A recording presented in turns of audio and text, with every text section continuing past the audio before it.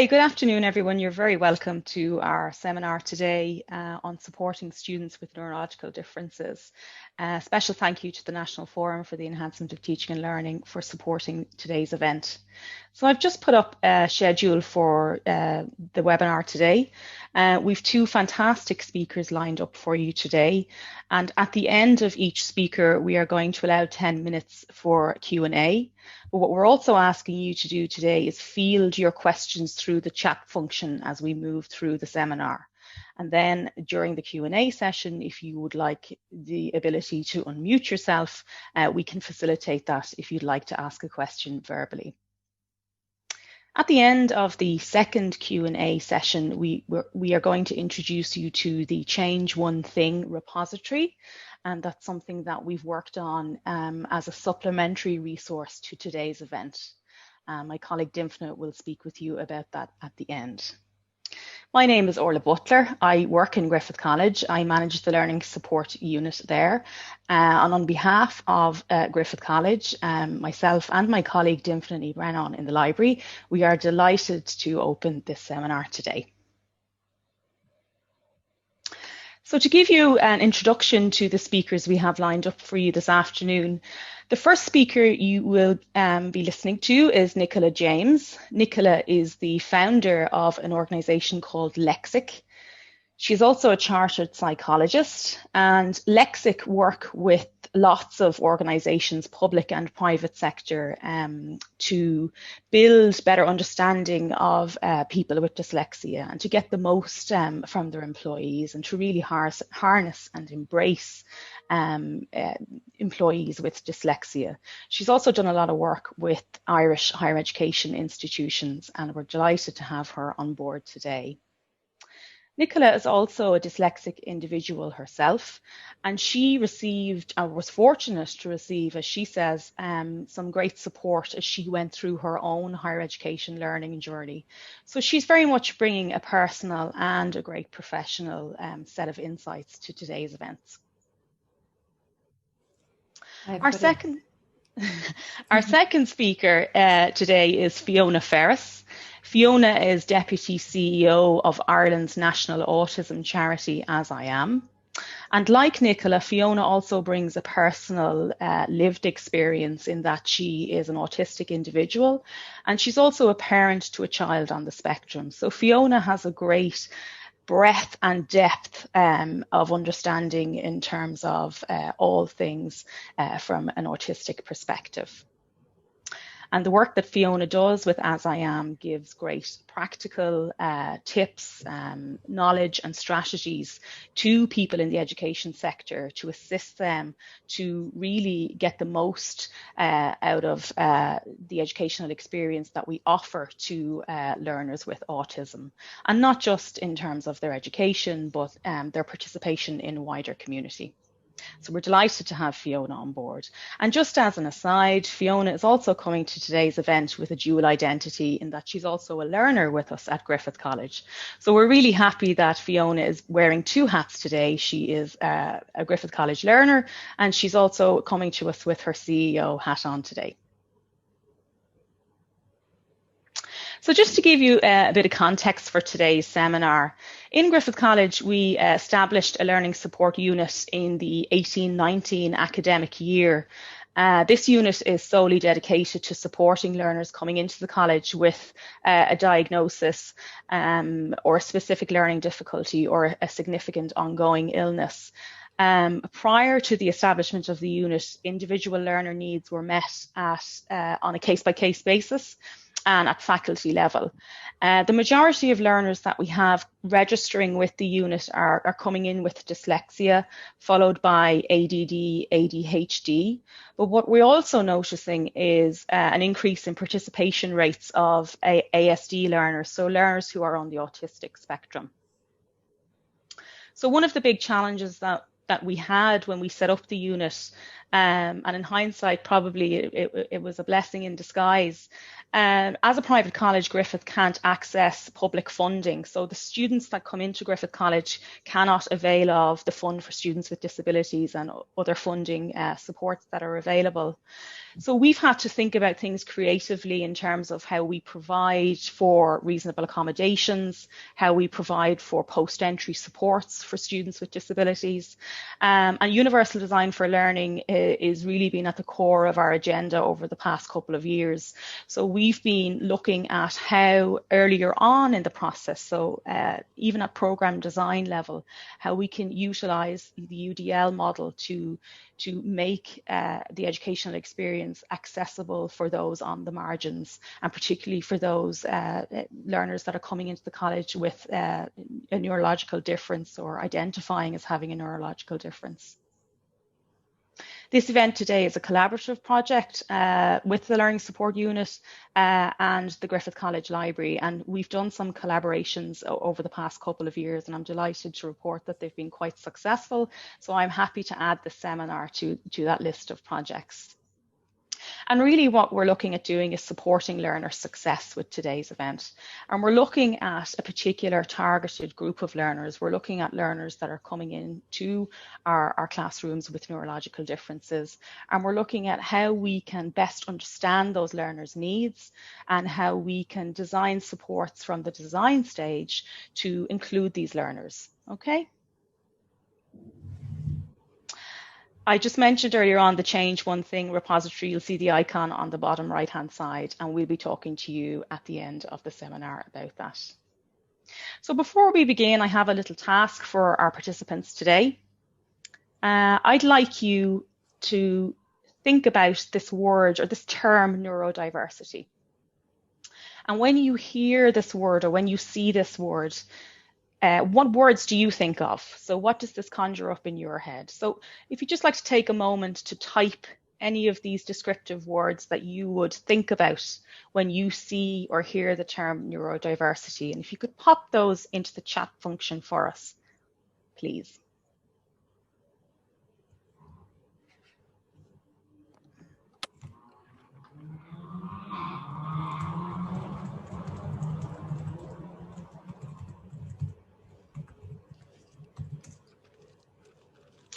And so what we asked our learners in Griffith College, the learners that are registered with the Learning Support Unit, we asked the same question, and we asked those learners, what does neurodiversity mean to you? And this is an example of some of the words that we got back. So you'll see from the words on screen here, there's a very creative list of descriptors that students are using in terms of their own identity. And I suppose this brings home to us the importance of language and the language that we use as higher education professionals in relation to learners with neurological differences. So today's event really is about empowering these learners and about amplifying the voice of these learners. With that being said, I'm delighted to hand over to our first speaker, Nicola James. And Nicola will be speaking with us about empowering students with neurological differences. Lovely. Yeah, great. I just share my screen. Can everyone hear me? Perfect. Lovely. So, I'm going to go through and I'm going to give you some sort of key tips and strategies if you're a lecturer or if you're a student to empower yourself with things that you might think about. And I'll just give a bit of background on myself. So, approximately 15% of the population of the UK and Ireland are neurodiverse. When Orla asked about what words people associated with the term neurodiversity, you said a lot of people came up with words like challenges and difficulty. But then I imagine that most of you are using an Apple Mac computer or are using something made by Microsoft. I imagine some of you have flown on a Virgin plane. All those individuals are neurodiverse. You're 35 times more likely to be an entrepreneur if you are neurodiverse. So even though people see it as challenges, maybe it's also seeing it as is it the way the world is designed? For example, I'm dyslexic and I have a very big picture mind map brain. So when I was studying, I would get a first for my presentation, but equally when I wrote up that presentation in an essay, I could fail it. And that was about the fact that I found it very hard to get my thoughts down in a linear structure. So what are we finding? So I live in Ireland, but when I first set up Lexxic, I was based in the UK. And I also sit on the board of SASC. The board of SASC is the governing body for diagnostic assessments in the UK. And I also sit on the British Psychological Society Neurodiversity BPS group. What I'm finding is that, particularly being in Ireland, having lived there for 5 years, I'm finding that there's more conversations in the last couple of years around neurodiversity. People are really wanting to help, but they're unsure about how to access assessments, how to access that support, and what to do next. So this presentation will give you a brief understanding of the neurodiverse conditions, and it will focus mainly on strategies and things that you can do to either help your students, or if you're a student, how do you access support for yourself? So I'm an occupational psychologist by background. I have a postgrad in neuropsychology as well. And I've been working in this area for 13, 14 years of my life in terms of with Lexxic, and then been specialising before that. So the term neurodiversity is shifting and changing, and it continually shifts and changes. But if you look at the types of things that we would classify under neurodiversity, it's going beyond dyslexia, dyspraxia. It's covering things like acquired cognitive issues, which might be apraxia or alexia, autistic spectrum disorders or conditions, mental health, well-being, Tourette's, etc. This just gives you a diagram that you can refer to later.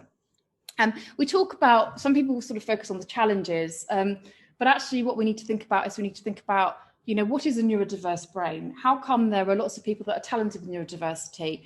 Why is it that if you go to some art colleges, 99% of the people will be neurodiverse? And if we think about that images, that pictures, that bigger picture thinking, and we think of the way that academic institutions assess intelligence, actually that person could struggle. So I know that my friend was saying this, sort of in the medical profession, you can actually get quite a lot of people in medicine that have, say, dyslexia. And they'd be great at critical thinking, but they actually find it better if they have, time to have exams broken up rather than having exams all at the end of 1 year. So sometimes the American system is better in terms of, because everything is broken down into more modular sections. I come from it from a talent perspective, because I believe that everyone is unique and everyone is different. I used to think I'm not good enough. I used to compare myself to my brother, who is a classic A grade academic student. And I worked my arse off to get where I am. And I remember crying. I remember feeling that I'm going to give up. When I started running a company, I started to realize what I was good at. So the first thing I did is I employed a lot of people that are very detail orientated to support me with my difficulties, like proofreading and pulling stuff together. But when I went into the clouds, the ideas, the concepts, the visions, they couldn't come into the clouds, but they could really go into the detail. And I was like, hang on a minute. So they can't do that, but I can do this. So maybe actually it's more about the fact that there's lots of different strengths, and these are my strengths, and that is why I'm good at what I'm good at. But actually they're good at what they're good at because their brain processes differently. So neurodiversity obviously refers to a wide range of terms, but personal experience of working with individuals with dyslexia, you'll find that they have lots of ideas. They can be quite creative. You might find them a lot in 3D professions like architecture, design. When I think of sort of people on the autism spectrum, I find that they can be very good with seeing logic, seeing patterns. They might find it harder to, say, socially interact. ADHD salespeople are fantastic. They will go at it 100 miles an hour, loads and loads of energy. They might find it hard to sit down for long periods of time and focus on a linear task, but they're great at that job. When I think about sort of people that have sort of like issues with sort of cognitive impairment, sometimes what they're doing is they're going from having lots of strengths to then having a stroke and then returning and then having issues like that. So they might struggle a bit more because there's been an impairment in the brain through something that's happened as a result of a condition. So I'm going to talk very high level. What is dyslexia? So dyslexia is something where you might have issues processing words and breaking down sounds in words. So they're called phonemes.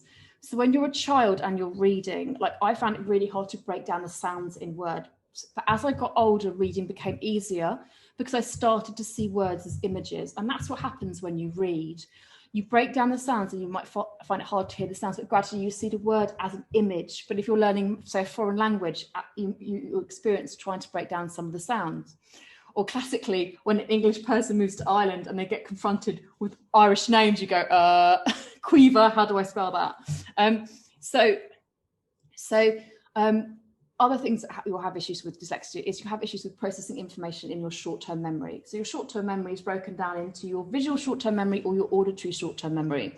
So what you'll find is if you think of a computer, you'll find that your hard drive will have loads of capacity, but your RAM might not have the capacity that matches your hard drive. That's why it can be so frustrating, because you want to go at 100 miles an hour, but because you have issues with your auditory or visual short-term memory or both, when you're processing information, maybe in a reading form, maybe taking notes, it can be harder because you're struggling with taking in the information in the way the world perceives it to be designed. So when I say that, I mean, I have a friend who isn't dyslexic, who loves to read. I said, I can devour audiobooks, but I can't devour written books. And they go, I can't take in audiobooks. And that made me think, if the world was audiobooks and aimed at that, would he be dyslexic? So basically, it's in issues with processing information in written form, reading, maybe taking notes. You might be better at presentations, conversations, and ideas. DCD, dyspraxia, is around sort of coordination. There has to be evidence of birth of this, but it's visual motor coordination. You might have issues with balance. You might have issues with dropping things. Sometimes you might have issues with spatial awareness. So someone who is has DCD, dyspraxia, might be better in a word-based job. You're unlikely to find them more in sort of a visual spatial job, which might be architecture or might be sort of building or using sort of 3D constructions. Dyscalculia is rarer, but the way that I would describe when we see a client and they have dyscalculia, I'd say it sounds like numbers dropping out your head. So we have to be very clear that when somebody has difficulties with numbers, but they can actually add up and subtract, that's not dyscalculia. It may be that the fact they're having issues because they're having issues with the visual transfer of the number. So it's like looking at the number and transferring it, or the short-term memory, but they understand numerical concepts. So dyscalculia is having issue with grasping a mathematical concept. Autism spectrum conditions. This is basically people who might have issues with interacting with individuals. They may have difficulties with sensitivity to light. In the workplace, what will happen is they'll often maybe misconstrued. The paradigm that they'll see something through is not the paradigm that other people will see something through. Classically, a colleague might say, they're not part of the team, they're not interacting with me, and they might take that personally. But when you do awareness training and people start to realize that this person actually gets very stressed through interaction, may have issues with understanding body language, that can actually shift people's relationships with that person quite dramatically. And ADHD is attention deficit hyperactivity disorder, or you can have ADD, attention deficit disorder, generally issues with focusing for long periods of time, may like to move a bit more, maybe very much more kinesthetic in their style of learning. So did you know 1 in 7 of your students are neurodiverse? That's an astounding amount. And some people may say it's a difficulty, but if it's 1 in 7, then maybe it's not a difficulty. Maybe it's around how is something designed? How do we measure intelligence? And how can we support people to learn in the way that they learn? Do you know who they are? And the reason that a lot of people won't put their hand up is that I remember having issues with asking for help. What I find is we assess many adults, we assess people who are 16 plus. Very commonly when you're speaking to men, you'll say to them, how long has it taken you to walk into this room and ask for help? 5 years, they will say. So what you'll tend to find is men find it harder to ask for help than women.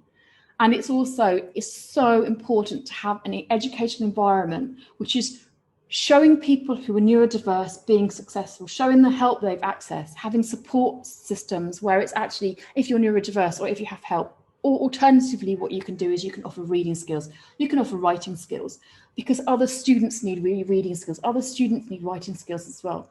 Think of students who come in who are having English as a second language, for example, and if you have sort of more broader learning, then people will access it anyway, and they don't have to disclose that they're neurodiverse, because what happens is when you are told you are dyslexic, I remember that feeling, I was like, it's a relief. I got diagnosed in my early 20s. It's a relief at university. It's a relief. And then you go, I'm not good enough. And then you go, what's wrong with me? And it sort of has a mixture of emotions, because what's really important is if a student is diagnosed or thinks they have a neurodiversity, the thing that you have to focus on is the strategies that will help them. Because if you don't focus on the strategies that will help them, they'll get a diagnosis, and very easy you can fall into a victim. I can't do that because I'm dyslexic. I'm not good enough. Whereas if you have the strategies, and I had the strategies via a specialist teacher called Margaret Harrington, and that changed my life, because she taught me, one, how to learn in the way I learn. But the biggest thing she taught me, she looked at me when I walked in the room, and she looked at me like I was bright. And I remember thinking, what on earth is she looking at? She taught me to believe in myself, because I started to apply the strategies and I started to see a difference in my work, in my grades. For example, text-to-speech software, which is basically speaks aloud to you. I used to read, 12 hours in the library, probably crying at the end, probably not taking it in. Suddenly I had a technology that could read aloud to me. And I wasn't have to check my work for checking's sake, just in case. It read aloud to me and allowed me to do things differently. And therefore it saved time, it saved anxiety, and it saved the pressure that I was putting myself under. So, types of adjustments. These are broadly broken down into categories. Not everyone will have issues with reading, for example, in terms of the neurodiverse conditions I've briefly gone over. But it's much better to look at what is somebody struggling with and being practical about it, rather than necessarily looking for a label. Because a label, I mean, I found dyslexia a good label to have, because it allowed me then to understand what help I needed. But actually, if you actually are focusing on just providing the strategies to help someone with their reading, it can make a real difference. So these are the strategies that really help. Text-to-speech software. So text-to-speech software tends to come in two brands, Claro Read or Read and Write Gold. So that is the software that A, reads aloud to you, B, highlights the words as it reads. So it provides you with a visual stimuli as well as an auditory stimuli. What can happen very often if you're dyslexic is you can read what you think is there, or you can switch off. So you actually aren't reading stuff, or you think you've read something, but you haven't. So that really provides another learning prompt. So you're taking in information in different ways and really supports you with reading. One of the things that I have always found important is to have a quiet location. Some people prefer to have like music, but it's having control of the background noise. Because if you're trying to write something and you've got background noise, if you think about what I said earlier about your short-term memory, if you have issues with the capacity in your short-term memory, then lots of sound can actually cause issues with actually concentrating. So some people can switch off, but having sort of reducing audio visual distraction. Active reading techniques really helps. Like I find using a highlighter is really useful. Whenever I'm studying, I would always use mind mapping. That made a huge difference, because I started to take the text and I started to turn it into different visuals, and I would stick it on the wall. The other thing as well, which really helps, is this process of, if someone has an article, or they have a journal article, or they have a book, if they read the beginning, the introduction, and the conclusion, that then, and they look at the contents page, that gives them the overview of what the information is about.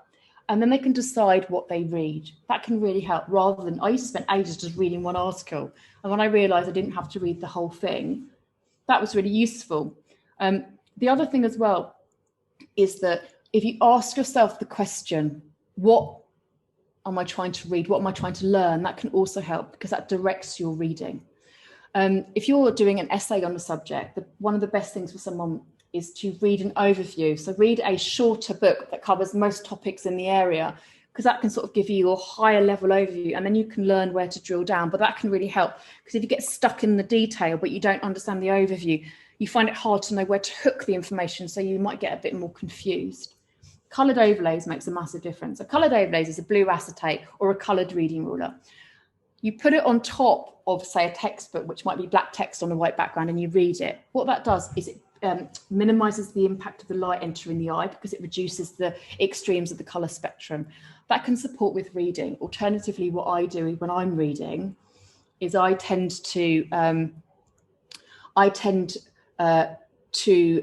I'm on a computer, I might change the background color of my page because that really helps. As you can see here, we're using grey text, but we're using an off-grey background because it actually makes the text easier to read than having black text on a white background. Reading is better in bullet points, and allow extra time in examinations for people to read. Writing and spelling.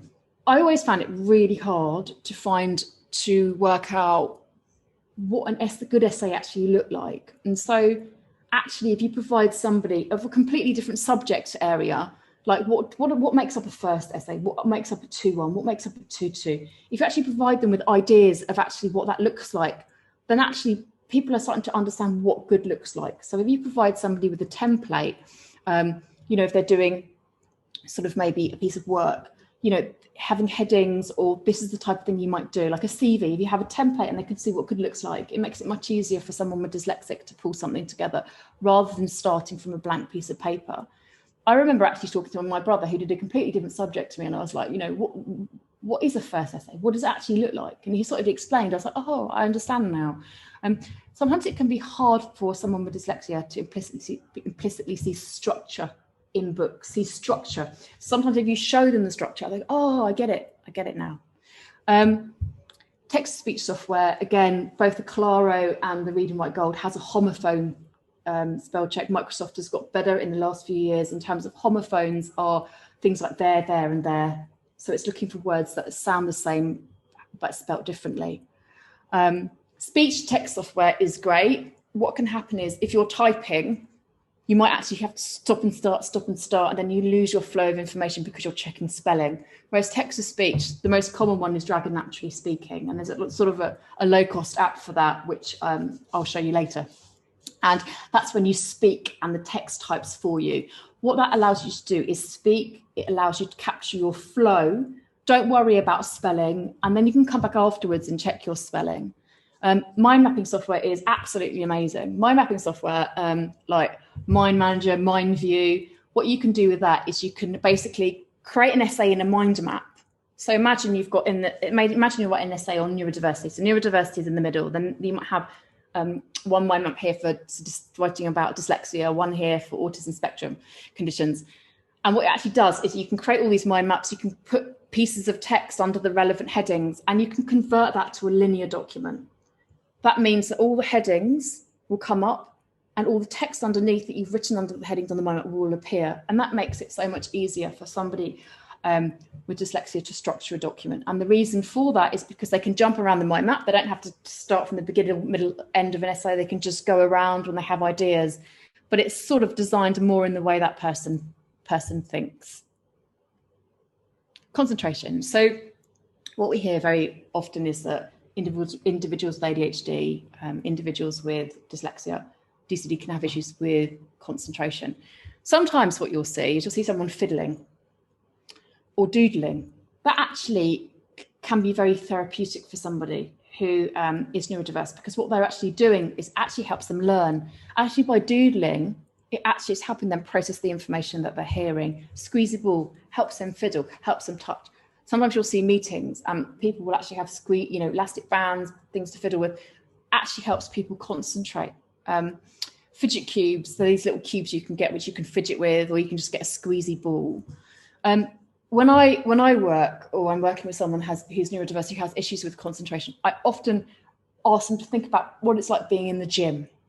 And if you think about, say, circuit training, you might run really fast, then you might do weights, and you might switch. And I say, think about your brain like that. So what happens is, if you run really, really, really fast, then suddenly you have no capacity left to run anymore. Whereas if you pace yourself, so what I did is I timed myself for how long it takes me to concentrate before I actually feel tired during a task like reading complex documents, which I find more tiring. So I timed myself, but after 25 minutes, I was starting to tire and I couldn't take in any more information. So what I then did is I would work for 20 minutes. So I'm not absolutely fatiguing myself, because I fatigue at 25. And And then I would go and have a break, or I'd set an alarm, or there's something called the tomato timer, or I would change to a non-cognitively loading task, deleting emails, crossing off my to-do list, tidying my kitchen, that type of thing. And that breaking and shifting of tasks is really good. Also identifying when you're most alert.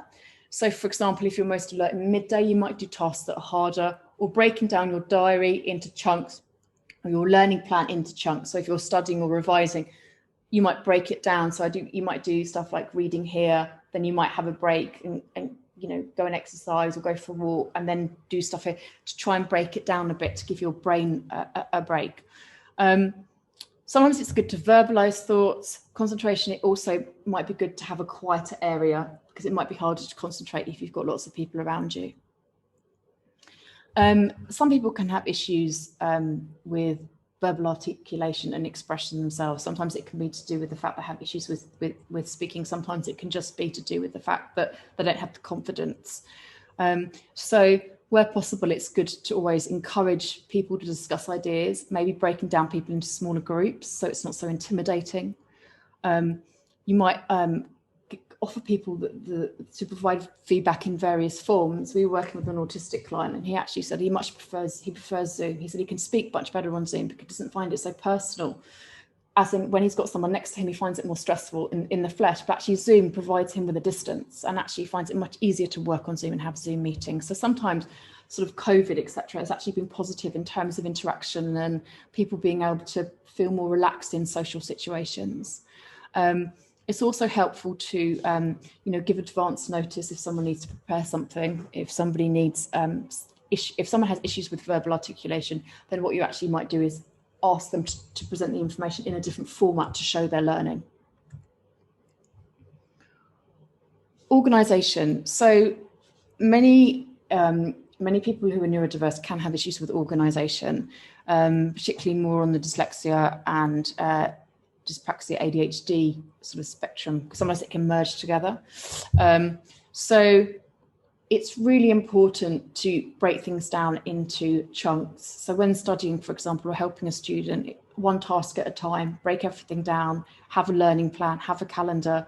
If they've got exams in a month, breaking down their days in advance about when they're going to work, how they're going to work, which subject they're going to study, when they're going to have their breaks to manage their concentration, etc.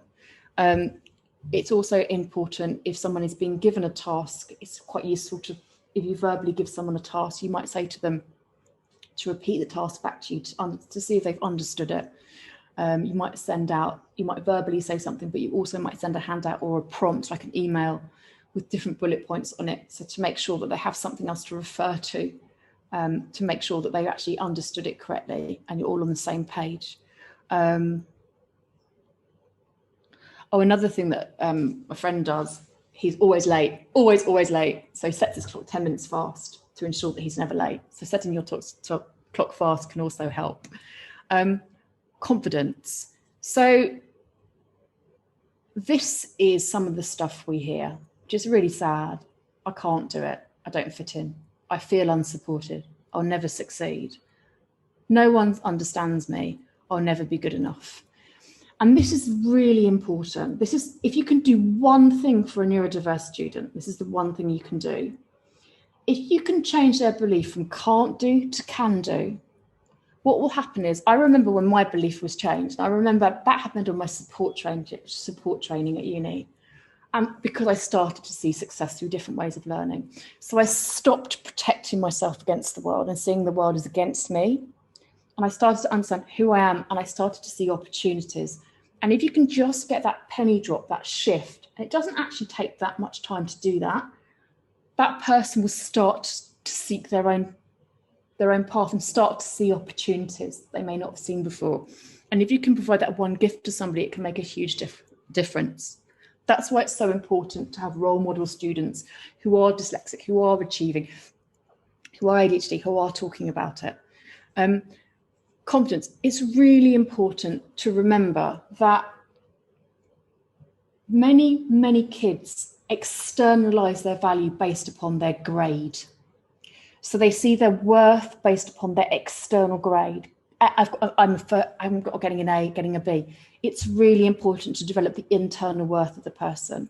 So if you have a child that is neurodiverse, if they're good at something, encourage it. Because if somebody is good at football, they might not be good at reading, but they might be good at football.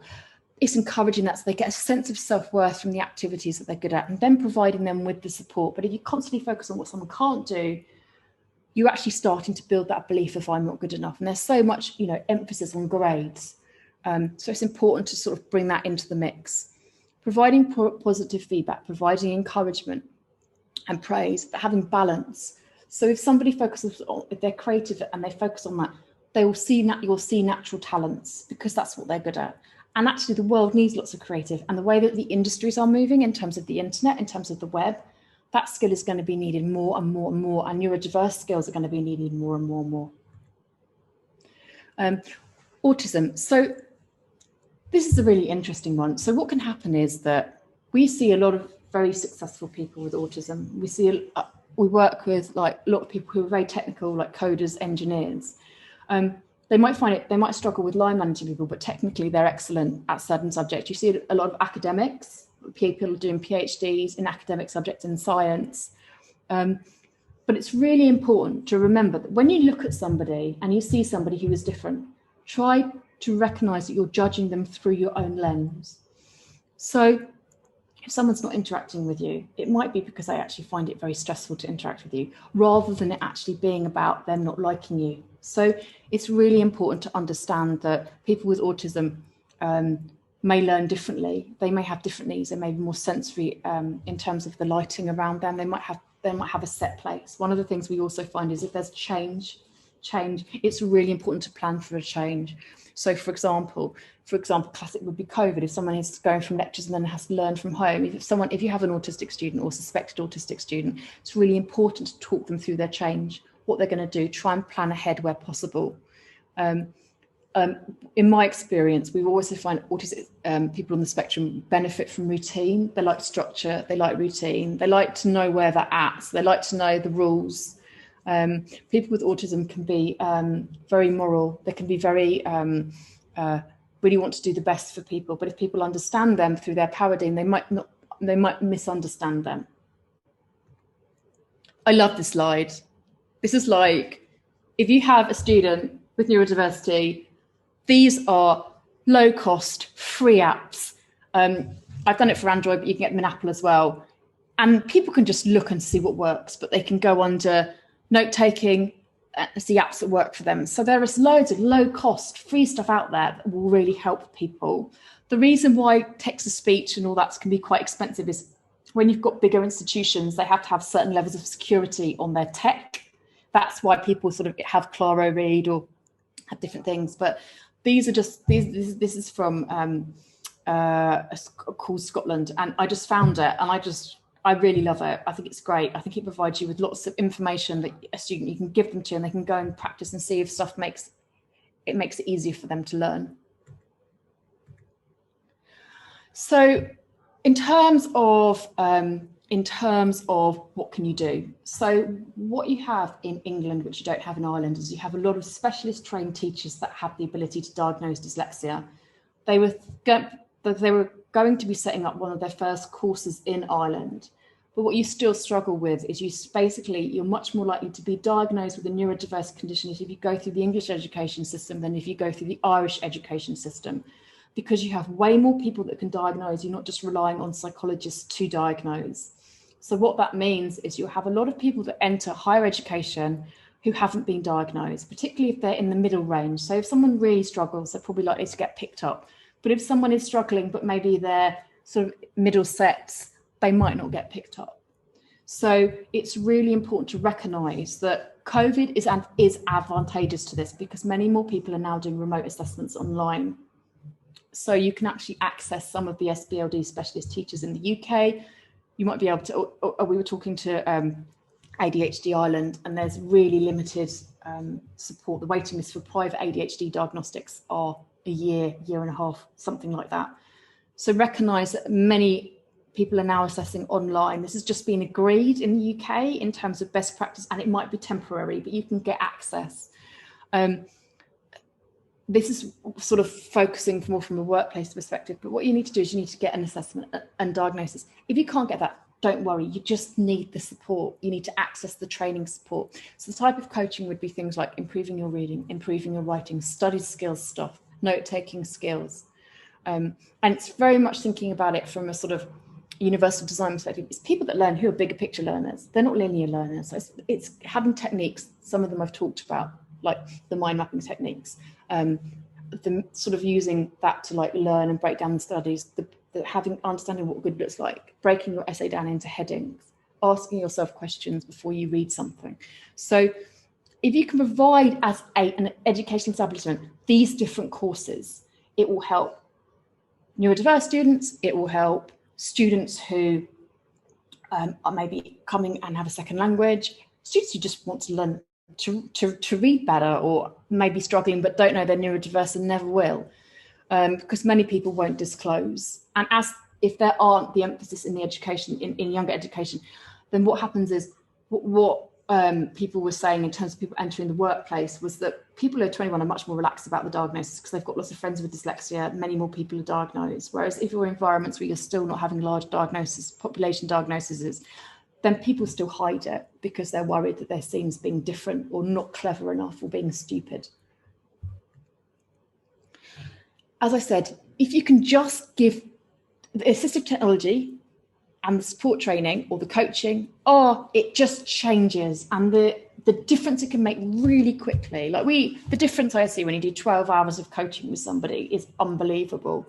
And the person feels understood. They start to learn differently. And I remember when I was given these skills, rather than spending hours in the library, I was learning faster because I had these tools and techniques, because they would talk to me and I learn in that way because I'm a bigger picture learner.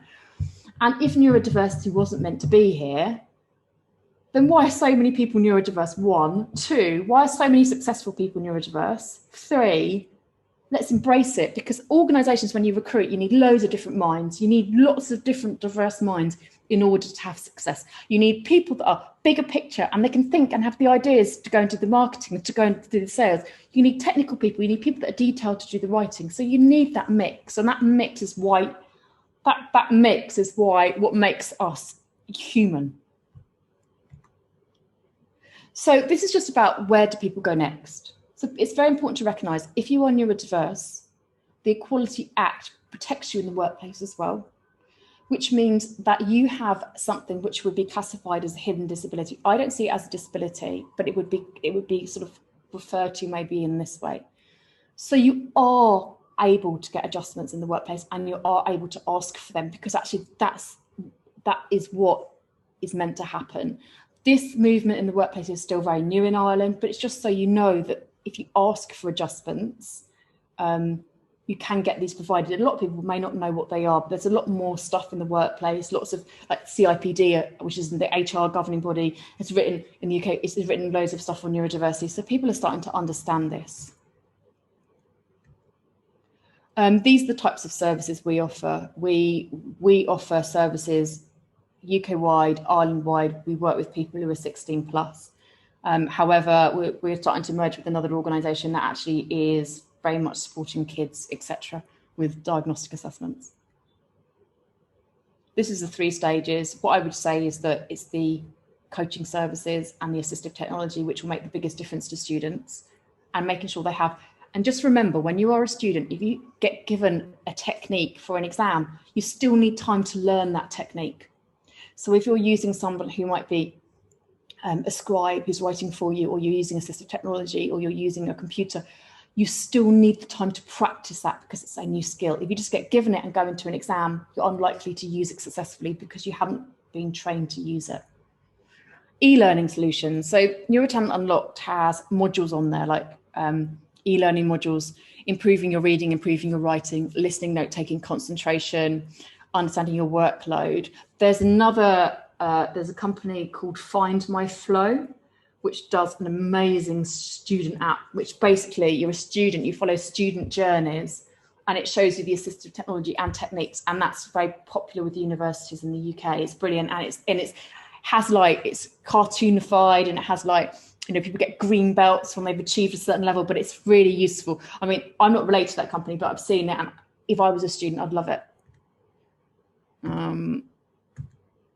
So we're based, as I said, our office in Ireland's in Dunleary, our office in London, and obviously we're all quite remote at the moment. I hope that's been useful. I've tried to give as many tips as possible, but if you just give one thing, if you give that apps picture to a student, they'll go away and have a search with their friends and might find some useful stuff on it.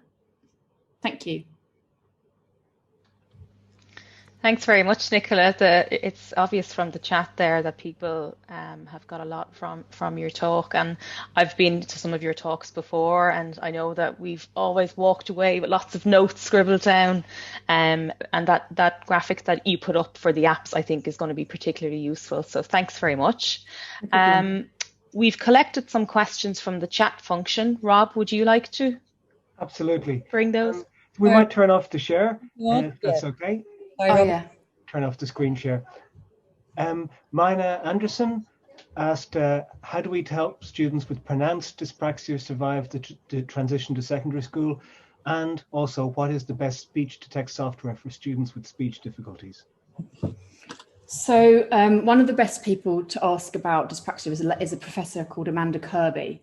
She does a lot of publications online. So if you want to follow her, I would read a lot of her stuff. The transition, again, it's very similar to autism spectrum conditions. It's basically managing that change, making sure that person is talked to, making sure they understand their needs before they go there.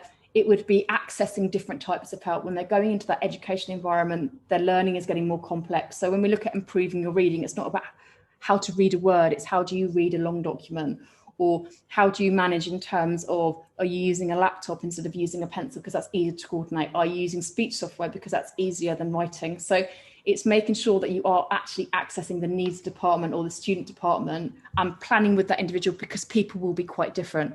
The best text-to-speech software depends. So I was taught as a student with Read and Write Gold. So I love using that because I am familiar with it. Claro Read, people love too. So I would say you can get they give you free access to things, temporary things, and the cost of students is less than, say, a business buying it. But people need to play with it to work out what they prefer, what machines they're using, because people have different preferences. But also remember the mind mapping software, because that makes a massive difference too. MindView is really good for students. Right, and the next couple are comments agreeing with each other. Sarah Jane and Jean Ann said they may not know they're neurodiverse. I'm a lecturer. I only discovered this 6 months ago myself, and I know a lot of people diagnosed as adults. And Garrett also said that his son was dyslexic, and the hoops they had to go through to get help, and had to pay or wait for years for an intervention, even though he had a diagnosis. I have a couple of questions then, if I move on. I just want to comment on that. I think what I've noticed is when I moved to Ireland, I was very surprised, having spoken to some students and talked to people of their experiences, how hard it is to get assessments. And so remember, people are now being able to do remote assessments, so actually take advantage of this, because you can go beyond Ireland to get actually access to UK special educational needs teachers that could actually provide you with a diagnostic online. So that might be something useful. They're usually lower cost than an ed site, but they could also provide you with that assistance you need to get extra time in exams, etc. That's brilliant, because Katrina Keen's question next was, can students who are Irish-based link with UK professionals who can diagnose ADHD and ASD? As you mentioned, the waitlist in Ireland is 1.5 years. If so, is there a link or resource details you could provide? The answer is yes. So I'll put my email in the chat box. If you actually write to me exactly what your case is, I can help refer you on. And Orla Tuhi. Just be aware with autism, because a lot of it's around studying body language, studying interaction. Sometimes they might do a stall assessment. They might give you a virtual one because of COVID, but then ask you to come over and see them in person. That's what's happening sometimes with autistic assessments. And Orla Tuhi said, brilliant, thank you to you. And I missed the name of the software under the e-learning solutions that cartoonify progress, etc. for students. Oh yeah, so the software, so if you've got people that are doing sort of like more practical careers-based courses, you would do neurotalentunlocked.com. And if you've got somebody that's sort of like maybe a younger student who's say 16, 17, 18, it's called Find My Flow. And what I'll do is I'll actually find the link, and then I'll pop it in the chat box in a minute. Brilliant. Thanks, Nicola. And I actually don't have the name here, but somebody was saying the wheel of different conditions was helpful and colourful, but the person in my life is a mix of two of these, female, diagnosed in teen years. Does this complicate existence? Sorry, could you repeat that, please? The wheel, I think the person was referring to the app with the different, or the app wheel. But the person in their life is a mix of two of these, female, diagnosed in teen years. Does this complicate assistance? I think that's why whatever happens, you need to look at the person in terms of what do they struggle with, rather than the condition.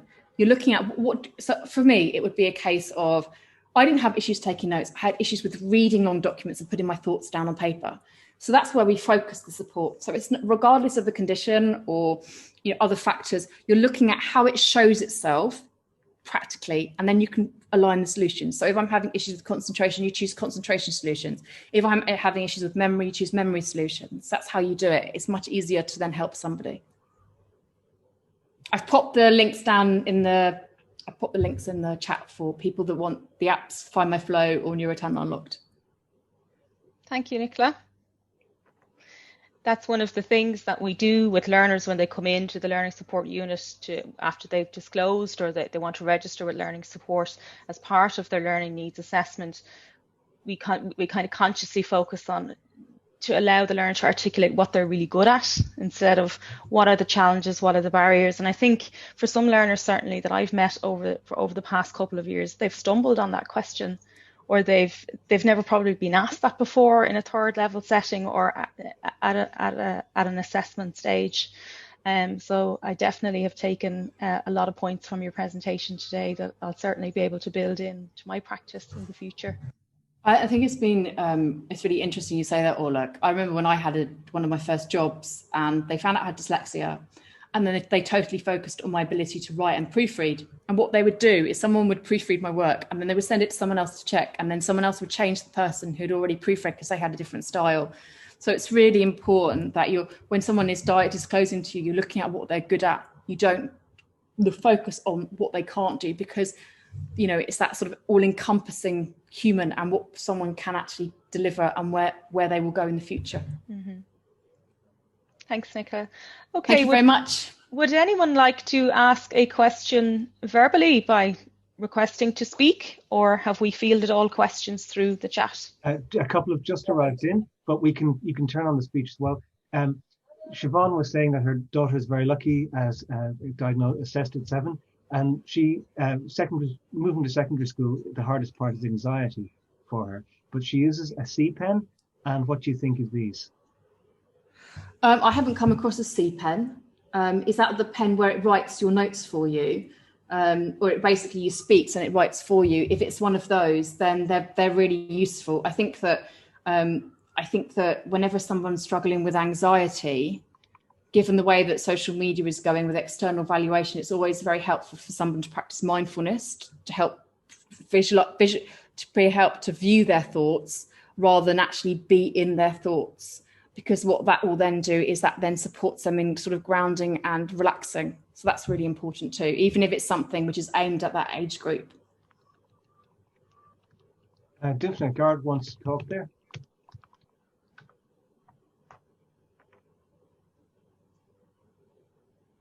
Hang on, I've got him. There you go, guys. You should be able to talk. Okay. Hello. Hi, Garrett. Okay. Yeah, this is a question, I suppose, and it's about different practices in across different third level institutions. That when I worked in other institutions, let's say I would get a file at the beginning of the year, and they would tell me, oh, you have 3 people who will be attending your lectures that have, maybe dyslexia or anxiety disorder or something or other, but you'd get notified so that you would be aware of such things. And let's say, for instance, you mentioned fiddling or the need to stand up or the need to walk around after a few minutes, that, if you didn't have that notification, you'd find that a bit of a surprising activity in the middle of your lecture. But I know that we don't do that in Griffith currently, and I was wondering if you had a particular opinion on that, as to whether we should or shouldn't be notified.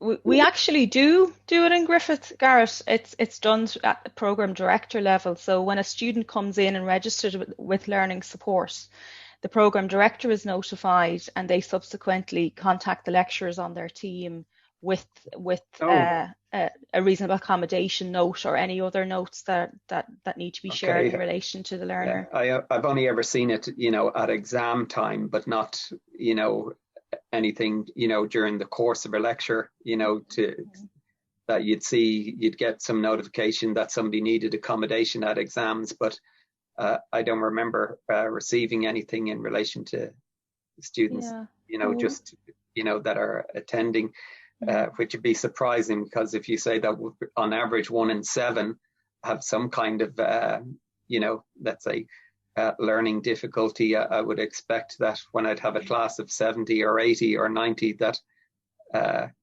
somebody in there might have. But then, as you say, they would need to identify themselves to the college, and they may not. And that's one of the challenges that we have, and it's not unique to Griffith. I think it's across all third level institutions in Ireland. We're trying to find ways to encourage disclosure at every point along the learning process. So we're trying to catch learners at admission stage, but for lots of reasons, learners feel that perhaps they're not comfortable disclosing for whatever reason. And so we're trying to catch learners again at a different stage. And that's certainly a challenge for sure. I think it's also recognising that, if you're applying principles of universal design in your lectures, that really helps someone with neurodiversity. Yeah, good point. Good point. Thank you. Thanks, Garrett. Can I pass on another question here? Lisa says, I know that a learner that I and faculty think may have a learning difficulty, but they haven't mentioned anything. I'd like for them to get support, but don't know how to approach the topic. I don't want them to feel like I'm suggesting there's something wrong with them. Any tips on this? So I can take that just from a Griffith perspective, Nicola, and pass on to you. So one of the things that we recommend that you do is post the video that outlines the supports that are available in learning support, maybe on your module page. And each individual lecturer on the first day of a new module, for example, might draw students' attention to this and say, just to let you know that these supports are available.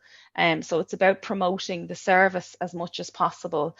At the end of the day, we want the learners to feel that they can approach the service in an unstigmatized way. We're certainly not in the business of going around classes pointing people out.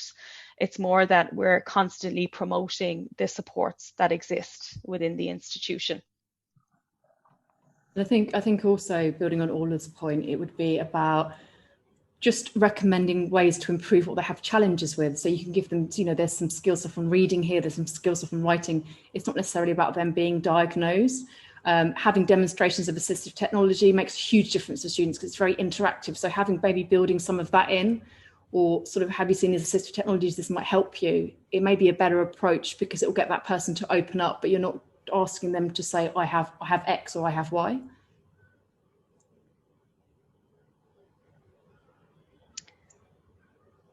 Okay, thank you, Lisa.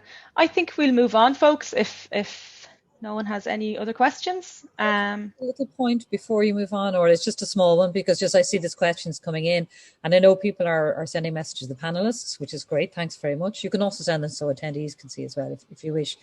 But so just to make it clear, there will be access to the slides after these, and there'll also be access to recordings too. So I'll speak about it a little bit at the end, but I'll make sure everyone gets access to this, because it's certainly, you couldn't, you'd want to digest it again afterwards. But it's great, Nicola, that everyone's looking. It's been brilliant, and it's been really I love Ireland. Ireland's done so much for me, so I really love the fact that when I got approached by Orla, I'm really pleased to see that Ireland is taking this issue and talking about it, because that's the first step. That's great. No, thanks, Nicola. I'll mute myself now, Orla. Thank you. Okay, we're going to hand over now to Fiona Ferris. Fiona. Great, thanks so much, Orla. I'm just going to share my screen here. And if you could let me know whenever that is up and running, okay? Can you all see that? Perfect. Yeah, brilliant. Well, first of all, thank you so much for having me along today. It's not very often the case that I get an opportunity to speak both as a person who works in the area of diversity and inclusion, but also as a student and a learner in the environment that has requested the talk. So I'm really hoping that I'll be able to, I suppose, contribute my own experiences as an autistic person, as a learner in Griffith, but also, you know, what I've learned along the way. So this is my third stint in third level education, which I'll go into a bit more detail on in a minute. But just to give a bit of background, so thanks so much for the lovely introduction. And also to mention, I thought that Nicola's presentation was fantastic, and I totally echo everything that she has said, and so much of it was relatable for autistic people and for those on the spectrum who have co-occurring conditions. And I find that a lot of the strategies that she mentioned were incredibly helpful, and that's exactly what we would be recommending in AsIAm as well. So AsIAm is Ireland's national autism charity and advocacy organisation. So we do a lot of community support work in terms of supporting autistic people themselves and their families. But what we have found in Ireland is that the majority of barriers that exist for autistic people aren't really anything to do with being autistic. They're to do with how society chooses to respond and the lack of understanding and acceptance that still surrounds autism and neurological difference. So I'm going to be focusing on autism today, but I think the beauty of educating yourself about autism and about the autism spectrum is that because it's so broad and so diverse, that by learning everything you can about autism, you're actually learning how to accommodate a much broader cohort of people because of all of the differences that are associated with being on the autism spectrum. So I am the Deputy CEO. I oversee the training and accreditation side of things. But I suppose I've been following AsIAm since it was founded, really back in 2014. I'd never really come across another organisation that approached autism or disability or difference in the way that AsIAm did at that point, because all I'd ever heard was all of the things you couldn't do as a result of being autistic, all the things that were going to be an issue or were going to be challenging. But whenever I first came across AsIAm, they were speaking about the positives and the strengths and the attributes that came alongside being autistic and approaching the areas of development through the strengths. And I thought that's really interesting. And I had not come across that before. It had absolutely not been my experience, because my experience to that point had been quite a negative one, if I'm being honest, and quite similar to what Nicola discussed. You know, there's a little bit of relief when you get a diagnosis of autism, but then that's followed by a list of all of the things that are going to be difficult for you that you're not going to be able to do. So I was diagnosed with autism when I was 15, after a period of a few difficult years in school, struggling with the social side of things. 15 might sound late to be diagnosed with autism, but for girls, it absolutely isn't. It tends to be the teen years or even early adulthood whenever females get diagnosed, because the diagnostic criteria has never been developed with girls in mind. It was developed based on a study of 11 boys going all the way back to 1943, and has never been updated to include female presentation. It's not really any news to anybody that girls and boys are different. However, whenever it comes to autism, it's still very much the case that autistic girls tend to go undiagnosed or tend to mask their differences until later in life. So I was diagnosed at 15. And at first, and I mean for a split second, it felt like, oh, well, that makes sense. Now I understand this and that. But it was immediately followed by, that means, do you know why you find this difficult? Well, that's because you're autistic. Or do you know the way you can't really do that, or you struggle with X, Y, Z? That's because you're autistic.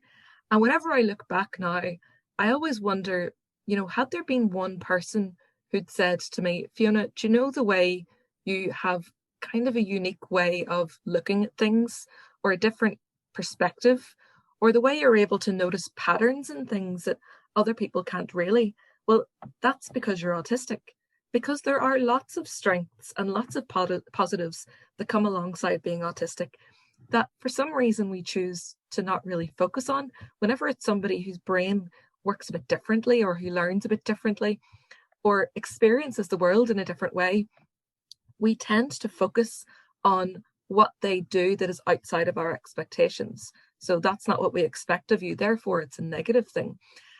So that went on to be my own relationship with autism. I didn't want anything to do with it. I didn't want anybody to acknowledge that I was on the spectrum because of the negative way in which it was presented to me. I thought, I don't need that, you know what? I'll leave that where it is and I'll carry on as normal. But what that led to then was me not disclosing to anybody and therefore not getting the support that I was entitled to. So I finished school. I went on to Queen's University in Belfast, which is where I'm from. And I went on to study business management, which, if I'm being perfectly honest, I had no interest in. I just didn't know myself well enough to know what I wanted to do. So went on to study business management, but from the very, very beginning, found it to be incredibly overwhelming. I was going from a secondary school where I was quite comfortable into this enormous institution.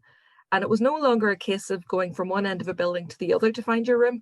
It was actually going from one end of a city to another to find your lecture room, because that's how widely and how broadly the university spanned out. It was placed all over the city. Now, as if that wasn't overwhelming enough, there were over 200 people in my class, which meant you could go from one end of the year to the next without ever really speaking to the same person again. Also, suddenly being in a position where you have to lead all of your own learning and all of your own learning experiences, and you're entirely responsible for them, I found that to be a total shock to my system too. And had I disclosed or had I asked for help, I'm certain that there would have been help available. But because of the way in which autism had been presented to me, I didn't see asking for help as a positive thing, because the only experience I'd had to date of people being aware of my diagnosis was a negative one. So that led to me dropping out of the degree. And there is an incredibly high dropout rate among autistic people whenever they enter third level, in first year particularly. And it's usually because of this unsupported transition, shock to the system, and being afraid to disclose. And I'm going to go into a bit more detail on that in a while. But it wasn't until around 2011 or so, I have a daughter who is almost 12 and she is autistic as well. When I say almost 12, I mean almost 12 going on 35, and any of you who have children around that same age will be able to relate. She asked me the other day when she could start dating, and I still haven't quite recovered from that. But she was diagnosed just before she was 2. And it was strange because I didn't see the same things that I associated with autism in her. She was totally different to me, very, very different. So my diagnosis was Asperger's syndrome. The thing that separates Asperger's syndrome from the rest of the spectrum is that you can't ever have had a speech delay or have been non-verbal or non-speaking in order to be diagnosed, which was the case with me. So I taught myself to read when I was about 3. I was hyperlexic, which is quite common in people who have Asperger's syndrome on the autism spectrum. So whenever it came to my own daughter who wasn't able to speak or wasn't able to communicate, or in fact, I wasn't really able to take her out of the house without it being an incredibly overwhelming experience for her. This wasn't my knowledge of autism. This wasn't what I was familiar with. So I didn't recognize it in her. So whenever she went on to be diagnosed with autism, just before she was 2, as a parent, I was now put in the position where I had to advocate for her and her needs. I had to explain to people why she found it difficult to hold my hand walking down the street, or why we couldn't just go into Clark's and get her feet measured without it being a massive sensory ordeal. I was explaining to people, as you would as a parent, well, actually, she's not having a tantrum, she's not difficult, she's autistic, and this is distressing for her. And the response that I was getting back was largely the same response that I had received those years previously when I was diagnosed, which was, God, you'd never know to look at her. And I still hear that today. Like whenever I say to people that I'm autistic, you kind of get a funny look, as in, are you sure? Yeah, fairly sure. Or you must be very mild. Well, it doesn't work on a Nando's scale of spices. It doesn't go mild to lemon and herb to extra spicy. It doesn't work that way. So while I might come across as being very able to communicate, that doesn't mean that I don't have intense differences that massively impact my day-to-day life. So we should never judge what we know about a person based on what we see or their presentation. But that's what I was getting. I was getting that same response. Or the most difficult one was, I'm so sorry to hear that, which I think is massively reflective of how people still view difference, or how people still view neurodivergence is, that's a bad thing, or that's an issue, or looking at it through the deficit model, which I'm going to talk about in a moment. And I decided, at what point is enough enough? Like, as her parent, I can now see the amazing things that come alongside being autistic. And that led me then to go on and want to disclose myself. So I just started my second degree at this point. I was studying early years education in Maynooth, which was a totally different experience, about 30 people in the class, all assessment based, which sits me down to the ground because I am horrific at exams. I just can't function in an exam setting because of the sensory overload and having the extra pressure on you to perform within a couple of hours. So assignments and assessments I love them because it's, to me, it's my opportunity to succeed. But yeah, I absolutely love this degree, and I got the confidence then to disclose that I was on the spectrum, that I was autistic. And what I found amazing was that the response had changed. So instead of people saying, I'm so sorry to hear that, or that's awful, or looking at me with pity, it was, that's really interesting. I don't know a lot about autism. Can you tell me, what that means for you? And I realized that the reason that the response had changed was because my own attitude had changed. I was now not being apologetic for autism. I was now saying, well, actually, I'm autistic. And that means that in order to have the same opportunities as everybody else, I need this and I need that, and I'm entitled to those things. So I think because my attitude had changed, that's ultimately what led to people's response changing. It was not too long after that I went on to work with AsIAm, having followed them for a number of years. And I'm incredibly proud of our organisation. We're an autistic-led organisation. The CEO is autistic, I'm autistic, and of a team of about 15, half of us are on the spectrum, which means whenever we are educating people about what autism is and how autistic people experience the world, we're doing so from the lived experience of being autistic and what it is like to live in a world that hasn't been built for you. That's what it's like to be autistic. It's to suddenly land in another planet where you haven't been given, a tour guide or a guidebook or any tips on the language, and being told you need to navigate it for yourself. So I think that's something I'm incredibly proud of as, the deputy CEO of our organisation. But also, I think it's really important that we include autistic and neurodivergent voices in everything that we do if we really want to truly be inclusive. So that's my introduction. I'm going to go on and start talking a little bit about how autistic people experience their differences. I know we've heard a lot about the neurodiversity spectrum at large. I want to focus more on autism at the moment. 1 in 65 people in Ireland are on the autism spectrum, which means by extension, whether we realise it or not, we all know somebody who's autistic. We all know 65 people.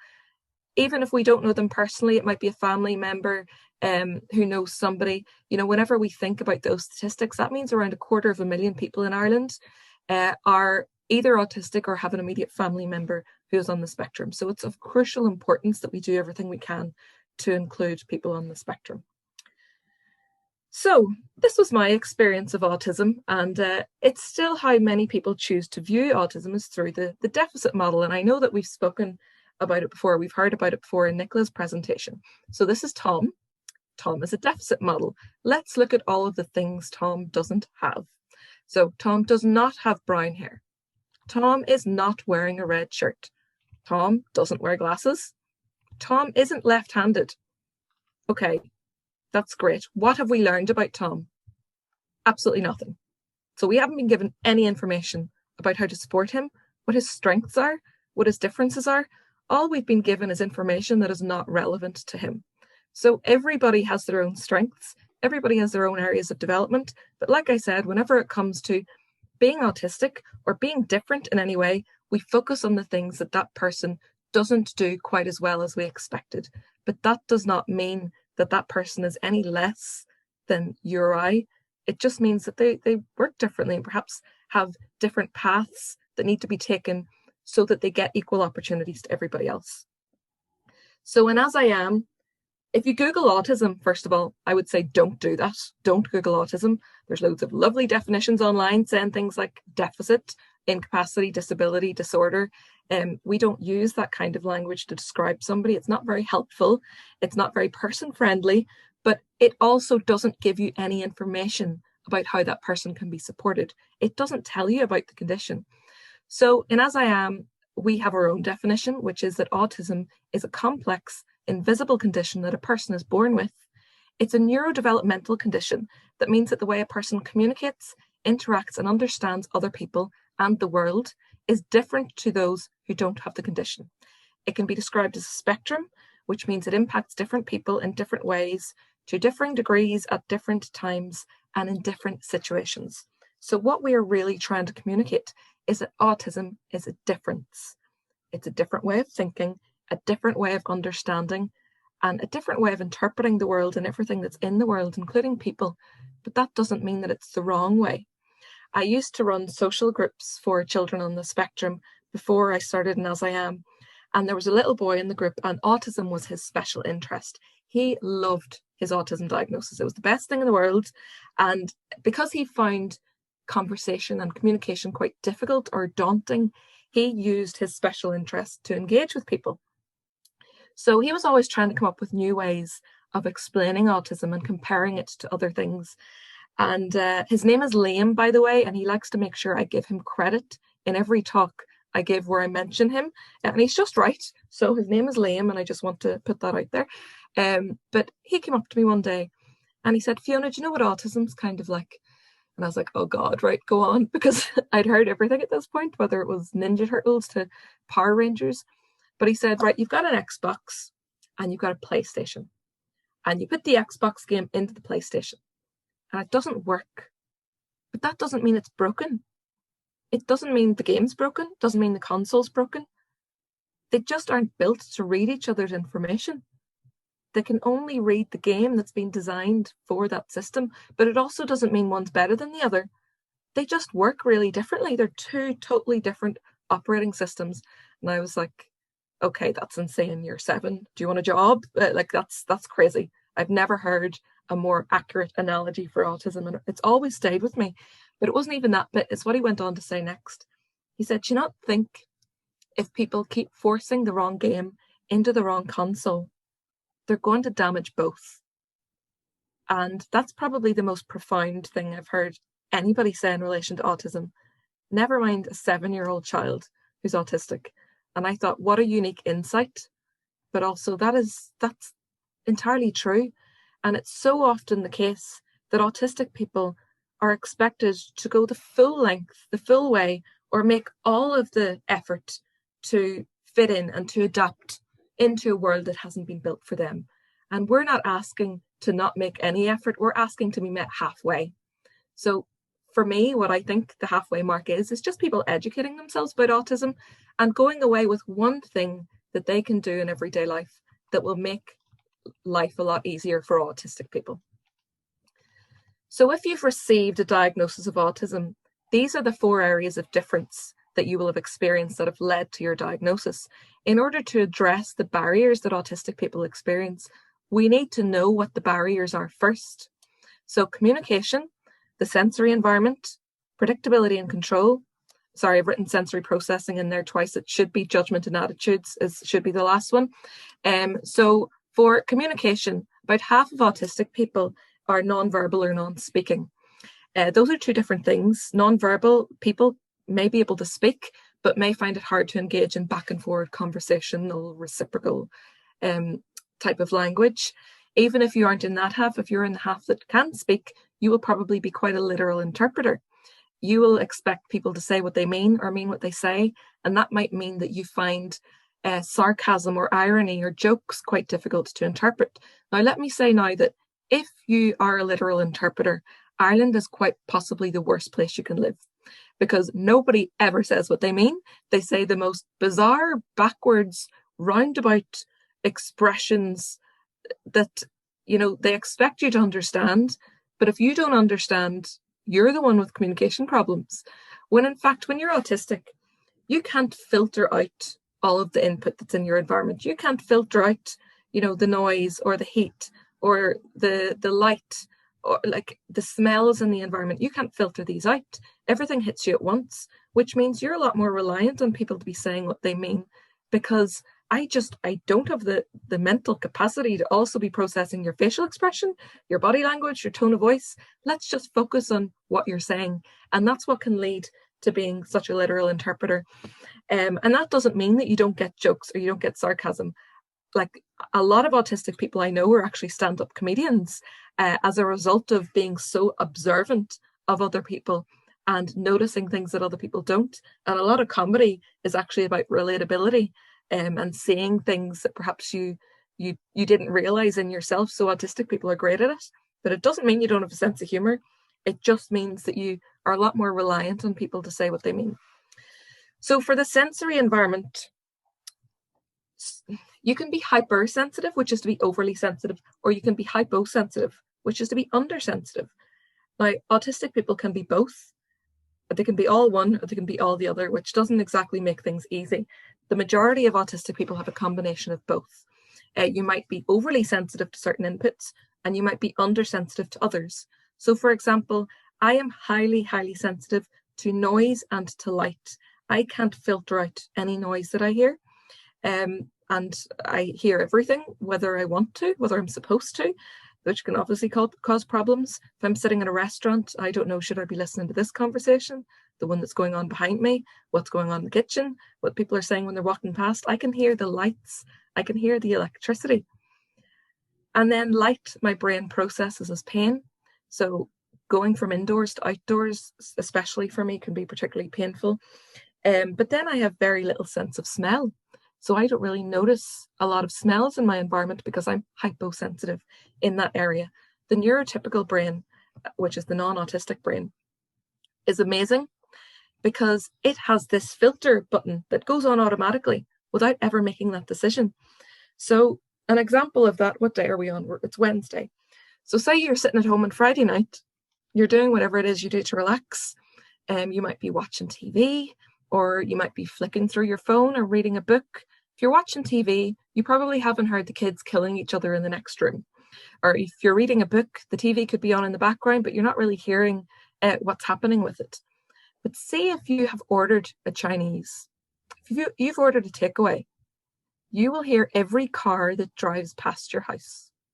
Probably around about that half an hour, 40-minute mark, whenever you know what's expected. Now, did you ever tell your brain to listen out for that? Did you ever make that conscious decision?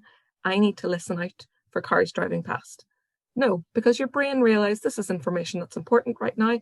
I am going to switch on the filter button so that I hear that. If you haven't ordered any takeaway, you won't hear any cars driving past your house, but they'll still be there.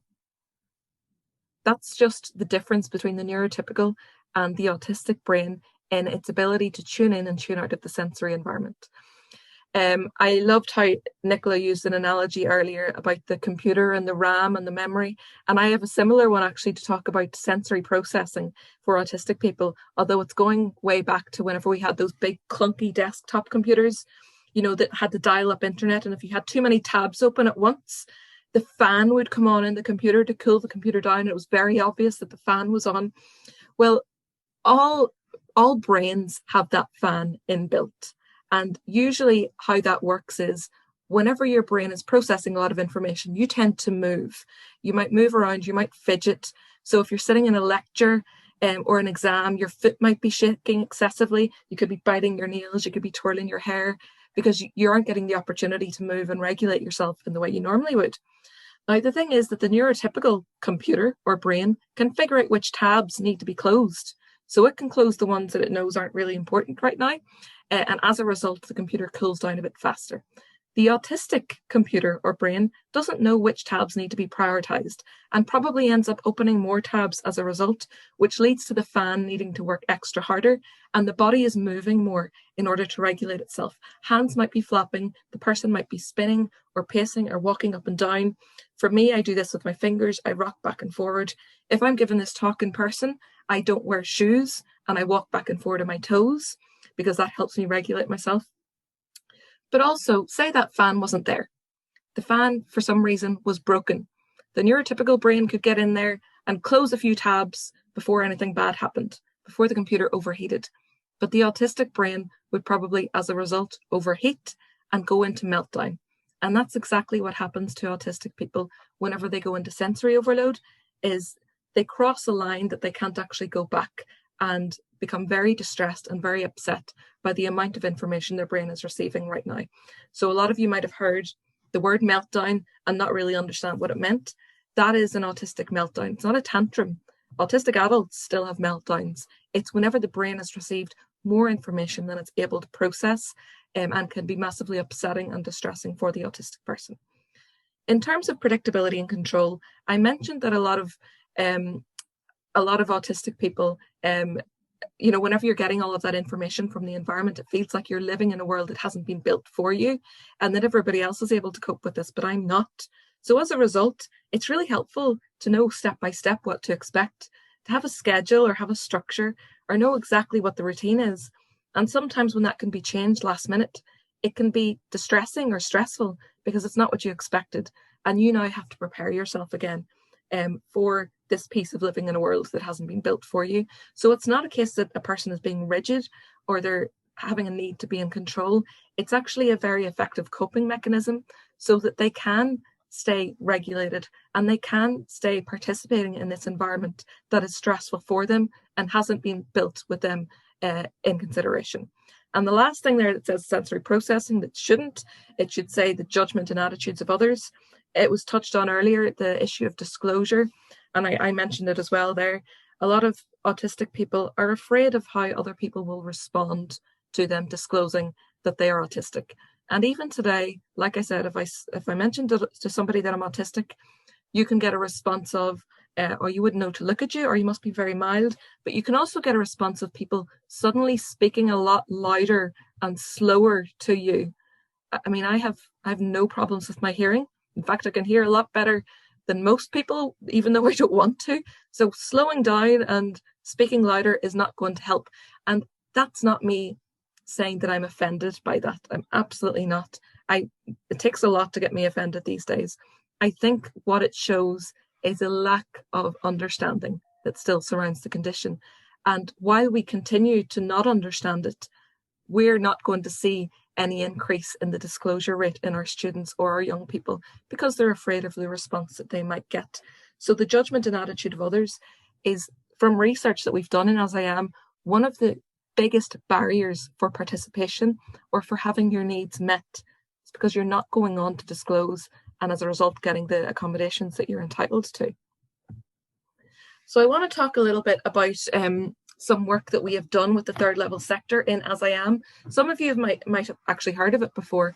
So back in 2018, from a few conversations that we'd had with third level institutions and some of our community support outreach with students, we realised that this was a huge area of need, was the transition into third level, but also the experience in third level and the transition out needed support, and it needed further education and awareness because we were seeing huge dropout rates. We were seeing difficulties with autistic students accessing places. We were seeing difficulty with them then going on into employment. 85% of autistic adults are long-term unemployed or underemployed. Now, that's not reflective of skill or ability. That's reflective of the lack of support from the transition of university out into the world of employment. So there are a lot of things at play here. We realised some work needs to be done in this area. So we decided to do some research. We did a case study with DCU, and we then went on to launch DCU as the world's first accredited autism-friendly university as a result. It was the first piece of work that's ever been done at third level to accredit an institution from a whole of campus approach. So the case study that we did and the research that we did has been really insightful because it's then led to statistics and information that we can deliver to other third level institutions to help make them aware of what they can be doing to support autistic students both into the third level sector and out of it.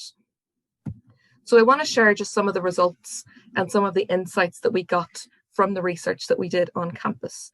35% of students did not feel adequately supported. 50% felt lonely and isolated. A range of support beyond what was presently available was identified. There was huge stigma around the issue. 54% of autistic students had not disclosed their diagnosis, which meant that 54% of autistic students were not receiving any support from the disability services. Only 20% felt adequately supported into employment with that transition. The gap between the general student body attitudes towards autism and the experience of students was very clearly evident. So the whole of campus was surveyed, not just autistic people. So while the broader, I suppose, student body said that they were aware of what it meant to be autistic and they were aware of autism, the experience of autistic students did not mirror that awareness that was reported. There was a lack of knowledge, training and tools for the staff. Of course, how can staff support students without being equipped with the training and support that they need themselves? There were a range of accessibility issues within the environment itself. So while autism might be neurodevelopmental, there are a lot of physical barriers at play there as well when it comes to the sensory environment, and universal design plays a huge part here. There was lots of good practice worldwide whenever you look at the different segments or elements of a campus, but there was no one whole of campus approach to autism that had been recorded anywhere. So those were the key findings from that case study that we did. What I want to talk about is now is a little bit of my own experiences, both I suppose as a professional working in that area who's worked on the third level piece, but also as a student myself, some things that I've found along the way that are either unhelpful or helpful so that we can learn from them. The first thing we can do is consult. And I cannot emphasize the importance of consultation enough. We should never expect that because we've supported one or two autistic people, that we know how to support the next autistic person or autistic people that come into our third level. Whether it's, whether they've been there for years and have suddenly disclosed, or whether they have just come into the institution and are disclosing upon entry, it's really important that we consult as much as possible so we can learn exactly what this person's support needs are. And that can then go on to contribute to how we learn to support everybody else as a result. Access doesn't always mean inclusion. So accessibility is hugely important. And often whenever we think about accessibility, we think of wheelchair ramps, we think of accessible bathrooms, we think of having a scribe service available, but it's everything that comes after access is what is inclusion. So inclusion is everything that is done throughout the whole experience, from the second that student enters the environment to the second they leave. Every person that they encounter, every part of the campus that they encounter, it's not just a case of being able to access it, it's feeling included beyond that. It's not just about accommodations. There's something about the word accommodations that implies that it can be a bit of an effort, or that it is extra effort to put these in place. It's about celebrating difference and acknowledging the benefit that different minds and different perspectives can actually bring to the dynamic of this institution or of this campus. It's not just about putting effort in to accommodate. It's about making sure that person feels valid and feels that their experiences are not just important to us, but important to the student society as a whole, important to making sure that diversity is celebrated. We're not saying that by engaging on a journey to becoming autism friendly or neurodivergent friendly, that you're going to get everything right. Nobody does. I still get it wrong. And I think that's important to realize that it is a journey. It's not a destination. It's not about getting to a point and saying, okay, we've done it now. We're autism friendly. We're accessible. We're inclusive. That's that. It's about learning from your mistakes along the way and owning them and saying, okay, I thought that was the right approach. I now see why it's not. And this is what we're going to do as a result. And of course, staying open to learning opportunities. Everybody staying open to learning opportunities. There's nothing more dangerous than complacency, than somebody who perhaps feels that they know everything there is to know about this subject and as a result can step back. we're constantly learning. Never trust somebody who says they're an expert. A real expert will know that there's no such thing. A real expert will know that they themselves will always be learning, and it's a continuous journey. Like I said, it's not a destination. It's important to actively encourage autistic and neurodiverse contribution and participation. One of the things that we've been encouraging with the HEIs and the universities we've been working with is to set up and to launch a neurodiverse society. So this happened not last year, but the year before in DCU, and it's been amazing. And it's been a really huge confidence booster, but also promotion of identity within the campus itself as a result of the Neurodivergent Society being set up. It's just been amazing to watch and to see the disclosure rates increase and increase. And of course, as that happens, that means people are getting more access to the sports they're entitled to. Something else that was really interesting, as the disclosure rates of students increased, was that the disclosure rates of staff started to increase. For the first time, we saw staff who were on the spectrum or who were neurodivergent start to disclose, because they realized they were now in an environment where they could be supported, and that support was being celebrated and broadly publicized. Consistency of approach. Now, this is from my own experience. I think it's quite normal, I suppose, whenever you enter any degree or any course as a student, that every lecturer that you work with or that teaches you is going to have a different approach and different expectations and different things that they're looking for from your essay or from your exams. But for an autistic person, that can be so confusing. And I have an example of this. So we've just finished our assignment season, I suppose, and I did mention that I love assignments. I genuinely do. Once I get into them, I mean, it just appeals to all my nerdisms. But something I noticed with some of the feedback that came through, and I'm delighted I did well in all of my assignments, but some lecturers said, I'm studying law, and I know that law is kind of, you almost need to unlearn everything you've ever learned about writing whenever you start doing legal writing. Some lecturers were saying, that's great, Fiona, we need to hear a little bit less of your own voice and own opinion in it.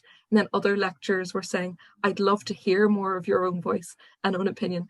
And like, while both of those pieces of feedback are incredibly helpful, I don't know which one I should explore. So consistency of approach across not just the whole campus, but particularly within each course or each field, I think is really important. It's really important for staff to be engaging with each other and making sure that they have an aligned approach to what it is they're looking for from their students. Ensure all elements of academic assessment set students up for success. Now, this is difficult because exams, some people love exams, some people hate them, some people love assignments, some people hate them. So it's important to kind of have a combination of these that mean each student gets equal opportunity to succeed. However, a very recent experience of mine in my own course, now this is only something minor, but it's something that perhaps most people wouldn't notice. And I wanted to point out to you just how sometimes it might seem like regular practice, and we do it so often we don't even think about it. But whenever we look into the small details of it, it can actually be discriminatory to those who learn or think differently. So this was the marking scheme for my moot court oral exam that I had last month. Now, I'll just give you a second to read through that. See if anybody has spotted perhaps what could be discriminatory there, maybe towards autistic people, or might set them up to fail. Eye contact, a huge issue for autistic people. And it's not just an issue, it's actually a core element of being autistic, is finding eye contact difficult. Because of the amount of input you're receiving from your environment, your brain chooses not to look at the person in the eye so you can focus on the information that's being processed. Now, I thankfully am at an age and a level of maturity and self-awareness now where I can see that's 2 marks, okay, that's fine. I've learned some coping mechanisms around that. I might be able to fake the fact that I'm not great at eye contact. But if you had gone back to 20-year-old Fiona who just left college here, or just left school here and was in college and had seen this marking exam, and scrolled down to the bottom and saw that I was going to be marked on my ability to make eye contact, I would not have put myself forward for that exam. I would not have taken part in that exam because I would have had that attitude from the start. I'm not going to succeed in this. I'm going to fail because they're going to be judging us the whole way through. And I realize that sounds ridiculous, but whenever you are so used to having that negative voice in your head from the very beginning of your journey, that's the only thing you can see. And whenever you think about it, that's of absolutely no importance or reflection on the person's ability to do this job or to show their knowledge in this area. Attention to eye contact or being able to make eye contact really is not something that should be marked. But that's just an example of how sometimes systems and processes we have set up, we don't even realize that there's things we might need to change or adapt as we learn more and more about how to accommodate neurodivergent students. Now, this is my last slide, and this question is probably the one I get asked the most. So I would deliver a lot of talks to lecturers, but also to primary school teachers and secondary teachers, and even in businesses as well. And one of the questions, honestly, that I get asked the most is how can I justify giving one person all of these accommodations, or treating one person differently, or giving them more assistance or attention or time than the rest? How can I treat everybody differently? Or how can I treat one person differently? That's not equal. That's not inclusive. And I think that's reflective of perhaps just what our idea of inclusion is. So I have a little visual here to go with it. So you might have seen something like this before, different height people trying to see over a fence. By providing everybody with equality and treating everybody exactly the same, the assumption is that everybody benefits from the same support. So a lot of people are striving for equality. Equality, treating everybody the same. Now, I have glasses here. My prescription is -2.5, and I don't want to treat anybody differently here. So as a result of that, I'm going to give all of you a pair of these glasses with the same prescription of -2.5, because I want to treat everybody equally. How many of you is that going to disable? That might give people too much support.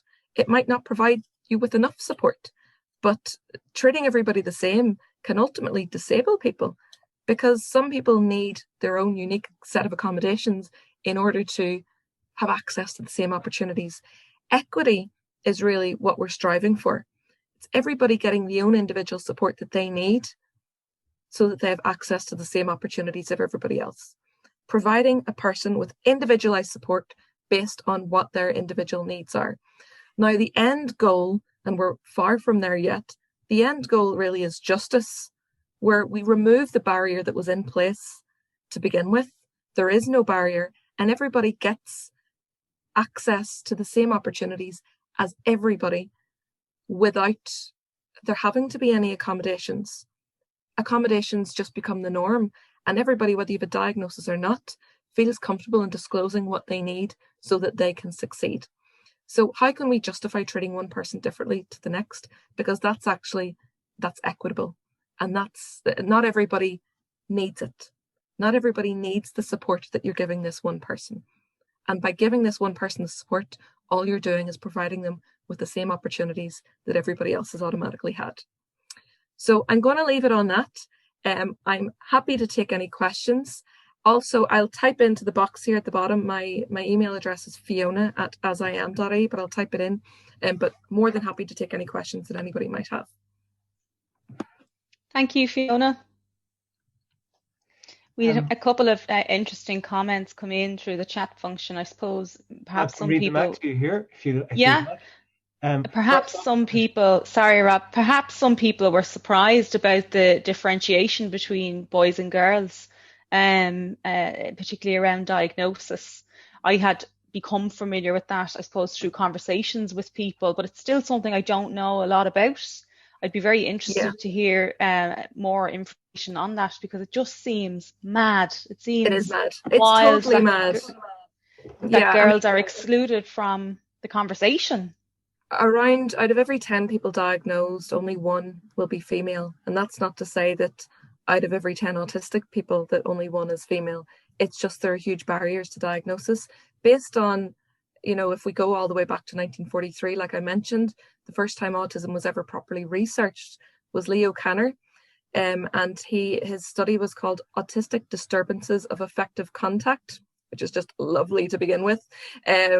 But his study was based on 11 upper middle class boys. Of course, they categorized class back then. And that meant that as a result, all of the diagnostic criteria that was developed for the DSM didn't include female presentation. Girls and boys are different. Girls communicate differently, girls learn differently. And as a result, autistic girls are going to present very differently to autistic boys. Now, we have come a long way, and there are some psychiatrists and clinical psychologists who specialize in female diagnosis, and access to that has become a bit easier, unfortunately only through the private system, but we still have a long way to go. There's actually a really interesting webinar we're doing tonight in AsIAm, which is autistic women and girls. So it's focusing specifically on women, and that's because it was International Women's Day on Monday. But for anybody who is interested in that, there's still time to sign up, and that's free to attend. I think it's at 7:30 this evening. But I can forward you a link to that. Lovely, thanks. Fiona, Rob? Okay, we'll start off with a couple of comments. People had fun with the Irish people, and particular with "it's grand" can meaning anything, or "I will, yeah, just a minute" doesn't mean any of that. And I should say that Liam was, I think, the breakout hit of the webinar. I'm sorry, Fiona. But, always is. That's Liam why I have to give him credit. Liam for president among the comments. Mina Anderson, who had to leave, unfortunately, said it's so interesting that humans expect to be able to see neurological differences in someone's outward appearance. Interesting and sad in our limitations. Orla Tuhi says, living in a world that hasn't been built for you. Love it. Emma says, fantastic. As a parent of a child with disability, it's so hard to receive assessment reports that don't mention one of their many qualities, just the deficit. And Garrett agrees that of the many of the assessments or discrete elements don't in any way describe your child holistically. And I should say Garrett suggested then that would something like a Belbin type analysis. I don't know if you're familiar with it's a team role analysis, the self-assessed team role analysis used in business. And the good part about it, and I know we've used it with, say, computing students, is that people think, you have to be a leader or you have to be a communicator. And actually, like in a team, some of the most valued roles are the person who just finishes the job. Absolutely. So, I couldn't agree more. So a Belbin is an interesting example that Garrett picked there, because we used it to build confidence in first-year computing students to see that they have a role in anyway. So I don't know if there's a similar thing for such as ASD. I think it's definitely an interesting concept to implement. I think the best approach overall is just an individualized support, and realizing, I'm thinking myself, like I obviously lead the training team and I have a lot of autistic staff members, and the way in which each individual needs to be supported is entirely different to the next, because one, they work different roles, but they have very different strengths and ways of working. So while some people you're able to lead them on their own, they're fantastic at working off their own initiative, others prefer to be linked in and provided with the step-by-step of how to complete a task. And I think it's important to realize that that's the case for every person, not just every autistic person, but it might be, we're not there yet. I don't think we've got to a point where disclosure isn't necessary, but it's really important to look at how an individual works, how they work best, and as a result of that, figure out exactly what supports they need from you in order to be the best version of them, not the best version of what I want from them. Deirdre Gallagher says here that there's more support needed for people who love and want to support family with neurodiversity. And I was wondering then, I suppose the question from that is, have you any suggestions? Could you repeat that, sorry? There's more support for people who love and want to support family with neurodiversity. And I suppose if you have any suggestions on that. I think, again, it's about education as a whole. And I think how we approach difference So one of the questions I get asked a lot is, how do I discuss, my child's diagnosis with them?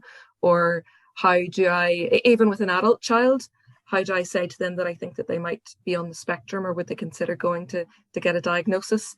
And I think this all comes down to how we approach difference. If we are addressing difference on a basic level for everybody as a positive thing, you're really good at that, I'm not, I'm good at this, you're not, I have brown hair, you have blonde hair. If we approach difference from the absolute most basic level, the more complex the differences get as we build on that won't seem as daunting. They won't seem as difficult to talk about. But we also that needs to be a whole of culture approach as well.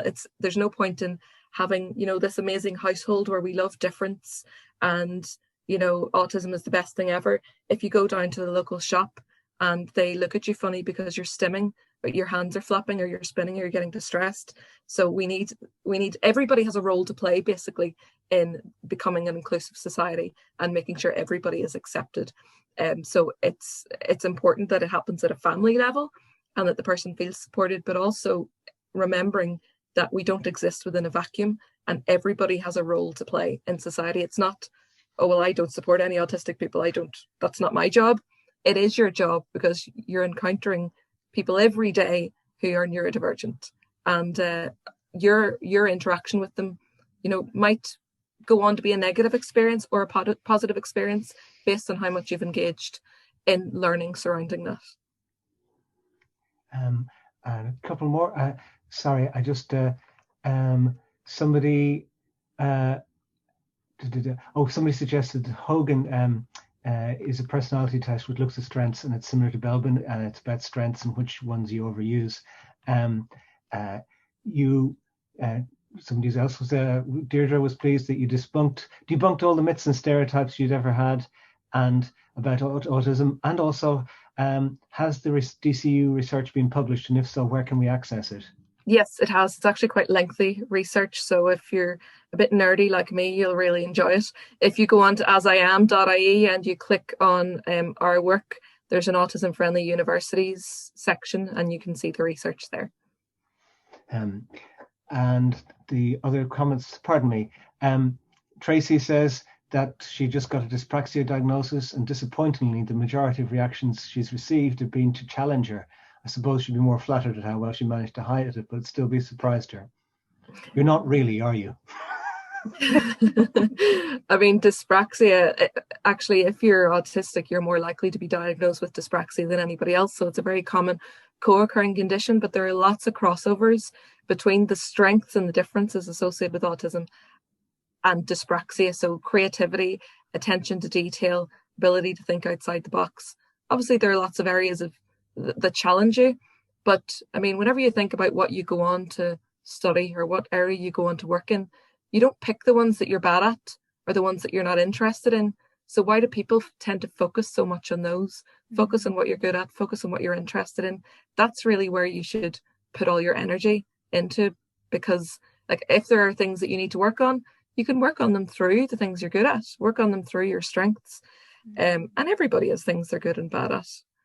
But I would take receiving a diagnosis as a positive thing, and it being an answer to perhaps things that you didn't understand about yourself, but also looking at what you now know you can do as a result of having this neurological difference.